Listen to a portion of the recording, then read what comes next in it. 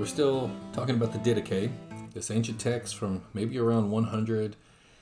We're looking at some specific examples of things that it teaches, but we need to really figure out who these leaders are, these apostles and prophets and teachers and bishops and deacons, and who are these folks and how did they operate. Once we get a glimpse of that, I've been saying that these texts are like windows into the ancient world, and it's too simplistic, but if we can sort of catch traces of what the church structure and leadership dynamics were like, I think that helps us to sort of fill in the picture of some of these early Christian communities and what their week in, week out daily Christian life was like. And I think that'll help us better understand this text and this time period that we're learning about.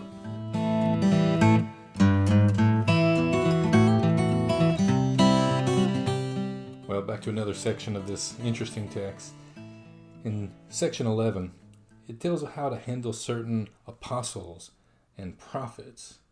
And there seems to be a problem where some apostles and prophets are unreliable.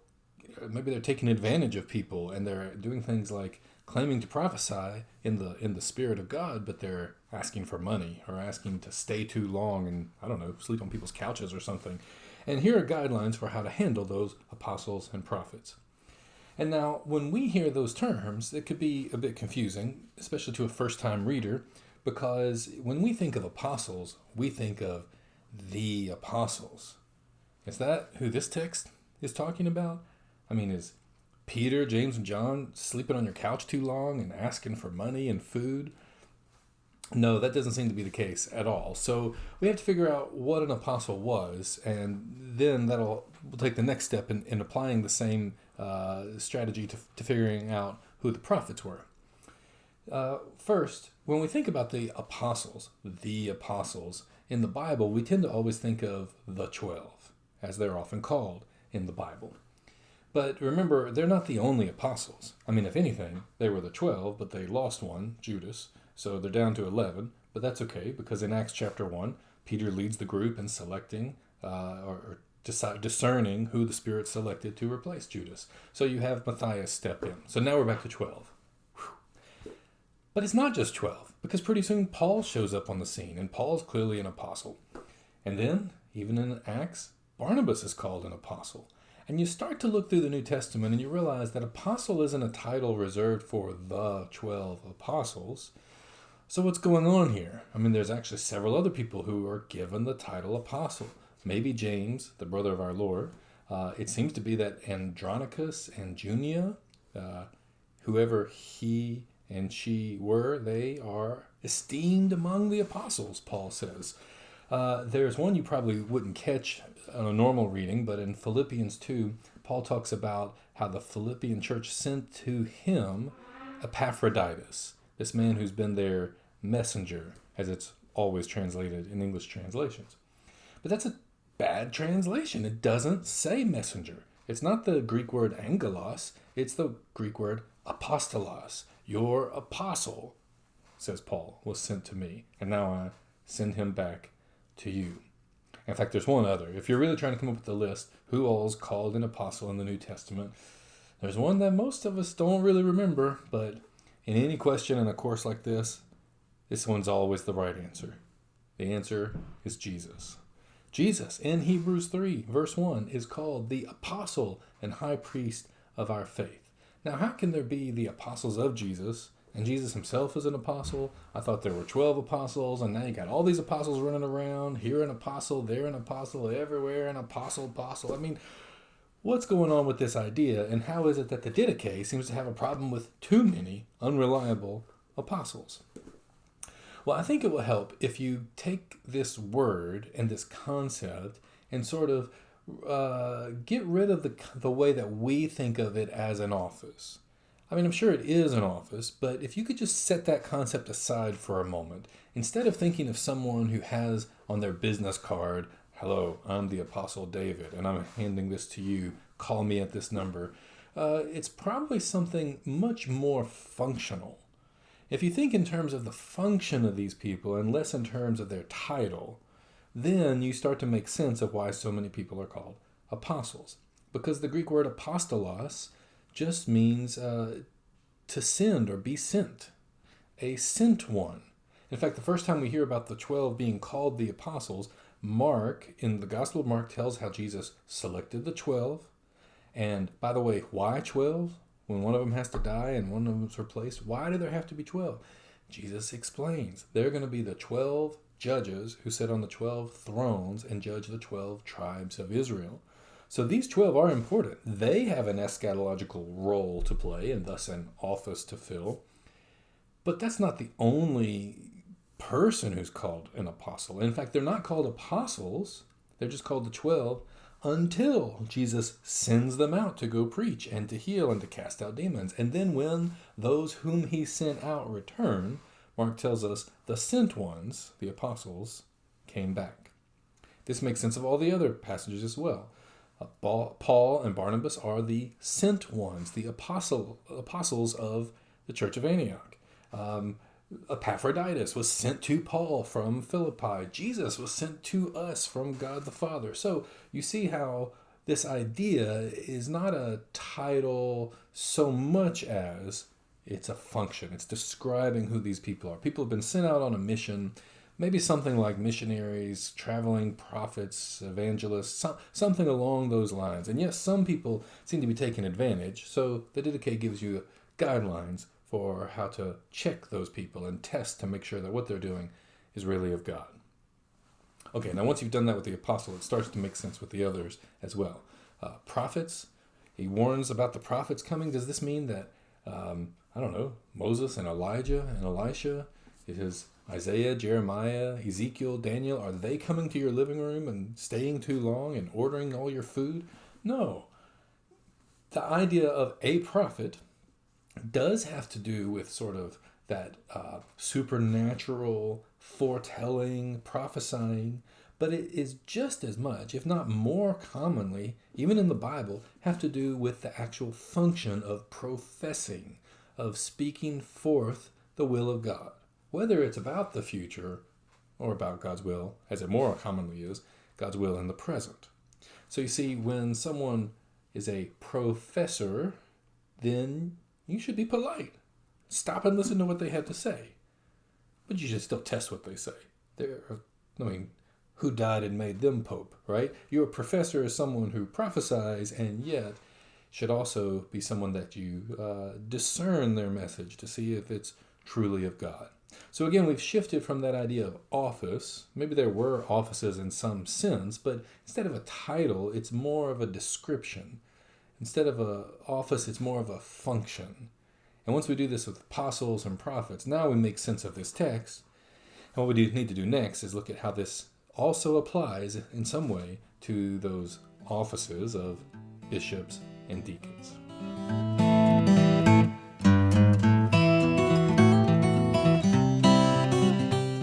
Okay.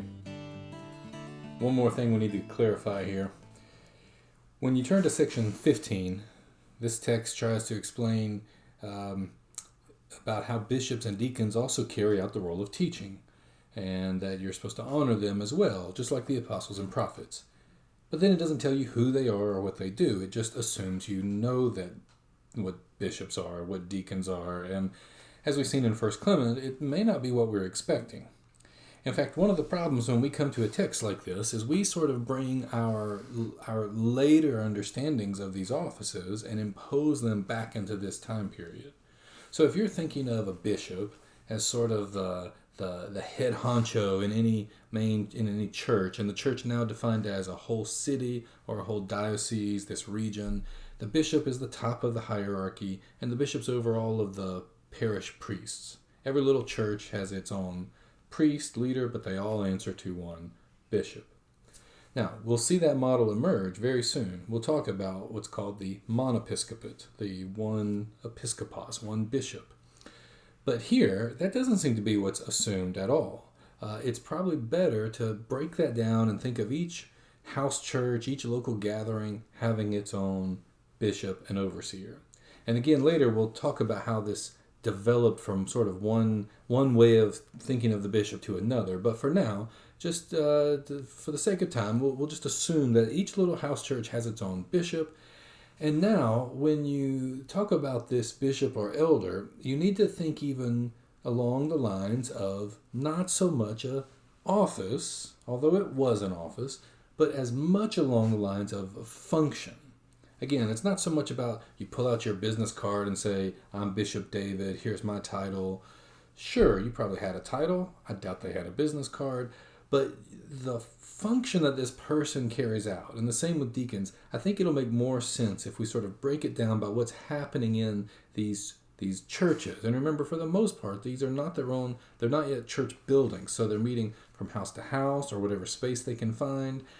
And now let's step back into that Greek and Roman house, the Greek oikos, or the Greek, the Roman domus. This is not yet, let's not yet think in terms of a house church. So I kind of draw my PowerPoint. Don't make fun of my PowerPoint. I'm doing the best I can. Put a little steeple on there. We need to take the steeple off and just look at a house. All right. What does this house look like in the ancient Greco-Roman world? Well, first off, we can start at the top. Who's in charge? And we all know that for the vast majority of the time in Greek and Roman households, the man is the head of the household, the father. And here's the thing that I want to make clear, though, is everyone in the household, whether it's a wife, children, clients, even slaves, all of them could refer to the head of the house as the father. The slaves could call him father. The wife could call him father. The children certainly call him father. And they could all appropriately call him Lord, the Lord of the house. The Latin word dominus. He's the head of the domus. The dominus or Lord is whatever, even the children, even the wives in this traditional patriarchal society would all refer to him as the Lord of the house or the father of the family, the whole family unit, the whole household.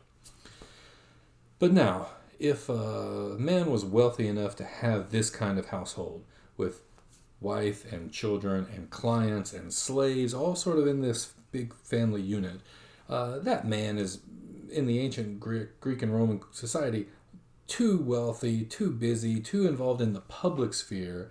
He's not really running the day-to-day operations. Certainly not by the time Christianity comes on the scene. By now, a wealthy household owner has someone who runs all those day-to-day operations, keeps the budget, lights the lamps, makes sure all the pillows are where they're supposed to be for dinner time, things like that. That person would be a steward. And our New Testament talks about stewards, unrighteous stewards and otherwise. So if your household has a steward or someone who's in charge of supervising what happens, Christians very easily adopt a concept that wasn't originally about the household, but it was this idea of someone who oversees the household. And that's the Greek word episkopos, what we call bishop. Epi means over, and skopos, like to scope something, a microscope, a telescope. It's to see. It's an overseer, or to sort of Latinize it, a supervisor, you see, vision. So the supervisor of the household is now making sure the day-to-day operations are running well. And watch what happens when the church moves into this space of the house, the non-Christian house. But when Christians take on this space, it becomes a house church. And yes, you have a bishop or overseer, but it's probably best in this early phase to at least start by thinking of the function this person did. And by the way, it's some debate as to whether or not, when you kind of translate this and make this gathering into not just my home, but our church, does the head of the house, the pater, the patron, does he automatically become the supervisor? Because now this is a church and we recognize that the Lord, God, is really the head of this house, and maybe whoever owns it is just simply a steward, someone who supervises. That raises a whole host of questions that we don't have time to go into, because Paul will even talk about women's households, people, house churches associated with Chloe's people and Phoebe's people. And so there's great debate among scholars. Were these bishops in some way? Well, there's just no good way to answer that in the time allotted here, but just know about this debate and know what people are talking about. The key thing, though, is you shift from thinking about a title, my business card that says I'm the bishop, and you're thinking more in terms of the function. Once you've done that with bishop, we do the same thing with deacon. So again, take the house church out of it. Take the steeple off of this house and just look at a house. You have to have servants. At least the ancient world sort of thought that way. You had to have, to wealthy people, slaves, which again is a whole host of problems that we have to acknowledge. We just can't unravel all of those things right now. But notice that these are members of the household in a much different way, much different status. That's not just or anything like that, but yet they would call the father, or Lord. They would be even called and sometimes referred to as children. I mean, one of the Latin words for slaves is familia, because they're part of what we think of as the family. So now within this household, someone's got to help wait on tables. Someone's got to help serve. And there's this title borrowed from outside the household that Christians use, this idea of a servant, a particular kind of attendant, someone who helps in religious ceremonies with things like sacrifices and with meals, and that person is a diakonos, a servant, an attendant, or we would say a deacon. But we are already thinking in terms of Deacon Jones, who always wears a coat and tie and is always in charge of business meetings at church, and that's a later development. While this deacon is some way, sense, shape, or form in the ancient church an office, a title, more importantly for us to see in these early texts is the function that these offices first came to hold. And I think that helps explain how we might not always be best by imposing our later ideas of these offices onto these early Christian leaders who were servants in some way, who were carrying out certain roles.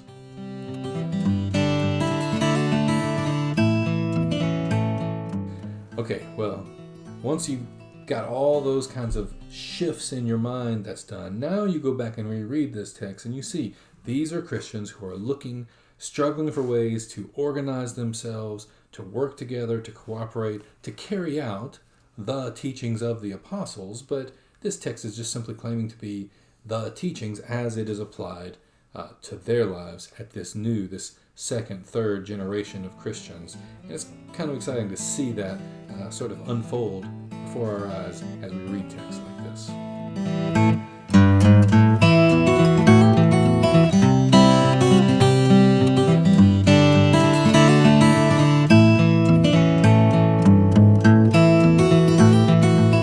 Still seen individually as important, authoritative texts. You printing something? Yeah. Okay. This is the pretest I have to do. Gotcha.